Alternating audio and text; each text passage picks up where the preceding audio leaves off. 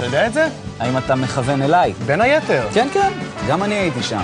אז חלקם חזרו מרוצים, חלקם הרבה פחות, אבל איתנו באולפן שני אוהדים מרוצים מאוד. מאוד. אחד היה מאוד. באתונה, השני הסתפק בצפייה משותפת עם אוהדים בתל אביב.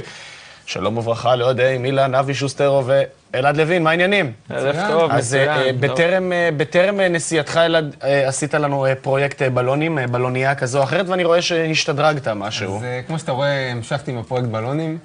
אני מרגיש כמו בתוכנית של אודטה, שמציגים. אז זה עוד מילן המוכשר שלנו, אמן הבלונים, ברק דגן. עשה לנו פה את פאולו מלדיני, הקפטן שלנו. המון, מאוד, אכן, מאוד יש דומה. המון דמיון. דומה לאבא צ'זרה יותר. כן, סעיף של ליברפול מהמשחק, ליברפול מילאן. יפה. וברק גם הכין לנו את הגביע, והביאו אותו במיוחד מאתונה. אז אלעד, בוא נתחיל באמת איתך. איך היה שם? וספר קצת חוויות מהיציע, כמו שאומרים. הייתה אווירה מדהימה. נכון.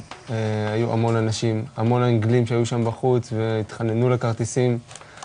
והאווירה הייתה שמחה, כל הזמן שירים, ואנשים פשוט רק רוצים לראות את המשחק בשחזור של הגמר הקודם לפני שנתיים. נסגר החשבון מבחינתך עם ליברפול? מבחינתי נסגר החשבון. ואיתך נסגר החשבון עם ליברפול, אבל לא עם חברות הנסיעות. חברות הנסיעות, לצערי בערב, יום שני הודיעו לי שהם לא הצליחו להשיג כרטיס. היה איזשהו סוכן שכנראה קצת עשה איזו פדיחה קטנה ולא השיגו את הכרטיסים. הודיעו לי רק יום שני בערב, אין לי זמן יותר להשיג כרטיס. עוגמת נפש והכל, אז איפה ראית את הגמר? זה הכרטיס של הטיסה, לא התייצבת.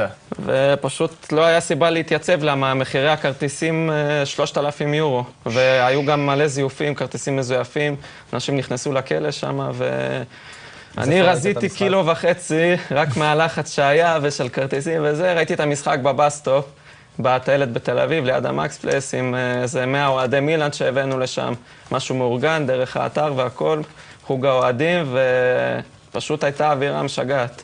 אנשים עלו על השולחנות, התחבקנו עם אוהדי מנצ'סטר ששונא ליברפול, ועם אוהדי יו, ומה הלך שם משהו מטורף. טוב, ואתה מנגד צריך ללכת לעבוד קשה בטח לחסות את כל הנסיעות האלה, או שנולדת עם כפית של כסף בפה. כפית של פלסטיק, התכוונת. עובדים קשה, אבל נהנים, זה, אתה יודע, כל אחד בתחביב שלו. ואני חושב שזה התחביב הכי גדול שיכול להיות. כאילו, להיות עד של אלופת אירופה, פשוט תענוג. אז פיפו הוא הגיבור באמת שלך הכי גדול מכל המשחק הזה, או שיש לך גיבור אחר אולי? בטח, הוא גנב את ההצגה, הוא הראה לכולם שגם האמנת שהוא בגיל... מסוגל לעשות את זה? האמת שאני האמנתי בו עוד ברבע גמר, נגד ביירן. וכולם צחקו עליי ואמרו לי שאני משוגע, אבל הנה, הוא הוכיח עוד פעם לכולם שהוא מספר אחד, אין, לקח את הגביע הזה בשתי רגליים. תשמע, האמת היא שמילאן עברה עונה מאוד מוזרה, זאת אומרת, חולשה מתמדת בליגה. האם אתה סבור כך באמת? כן, חולשה מתמדת בליגה בסופו של דבר, מין דשדוש כזה, גם בליגת האלופות לא כך ספרו אותם, בואו נשים את הקלפים על השולחן. הפסידו לליל בבית בשלב הבתים. זה בדיוק. ושם כיוונת, כן. ופתאום, משום מקום, אלופי אירופה. מה זה אומר על המפעל או מה זה אומר על מילאן? כזכור, פיפו אינזאגי היה זה שהעלה אותנו מול הכוכב האדום לליגת האלופות. עכשיו, סילביו ברלוסקוני אמר, פיפו הולך לכבוש 2 שערים בגמר.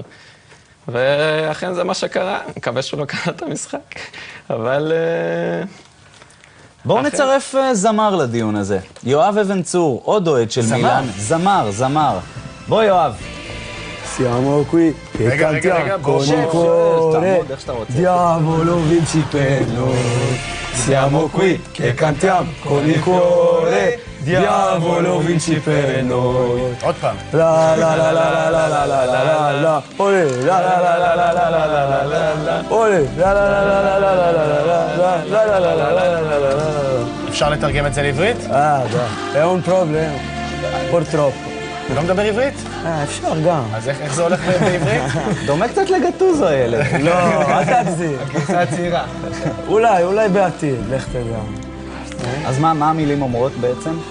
אנחנו כאן, ששרים, כדי שהשטן יעזור לנו לנצח.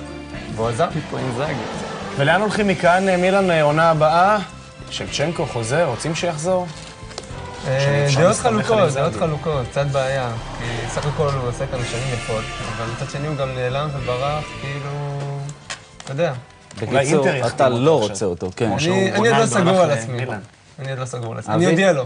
אני רוצה קצת, נשמעה ביקורת נוקבת מאוד על המשחק של מילאן, מכל מיני אנגלופילים למיניהם, שאמרו שמילאן לא הגיע לה לזכות, וזה היה אנטי גביע, וכל מיני מילים כאלה. אפשר להתווכח עם הדבר הזה. שמע, עם 10 שערים של קקה, וההצגות שהוא נתן נגד מנצ'סטר, כרגע לדעתי עם שחקנים כמו גטוז או סדורף, פשוט שיחקו אותה, ואיך... איזה מסר לאבי מלר יש לך, אבי?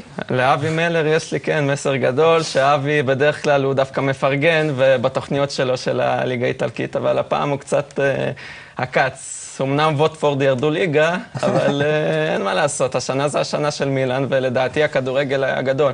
הוא מפרגן לכם, הוא מפרגן לכם, תרשה לי להגן. בניטס גם פרגן למשחק של מילאן, אמר, השחקנים מקצוענים, וממש כאילו היה קשה מאוד נגד ליברפול. קבוצה מאוד עיקשת, וממש סבלנו, מחצית ראשונה, הרגו אותנו כמעט, מחצית שנייה. אבל הצדק נעשה. כן. בהחלט. חברים השיגו את יקרים. הנקמה. תודה רבה, המשיכו לחגוג, המשיכו לייצר בלונים שכאלה, ועוד ניפגש פה. סניה פרנור. תודה רבה, גרציה מילה. אז עבד עמיחי, לא רק לאברהם גרנט יש מין תחביב מוזר כזה להצטלם מאחורי מאמנים בפרמייר ליג או מאמנים בכלל. יש עוד מישהו כזה? מסתבר, כן, יש עוד אנשים שאיפשהו מצליחים למצוא את עצמם. והנה כאן תמונה סטנדרטית, רגע לפני הנפת הגביע, רפאל בניטס, מאמנה של ליברפול. והנה, שים לב, מי האיש הזה? אלי כהן, מאמנה של מכבי תל אביב, לדעתי מכשיר הפלאפון בידו.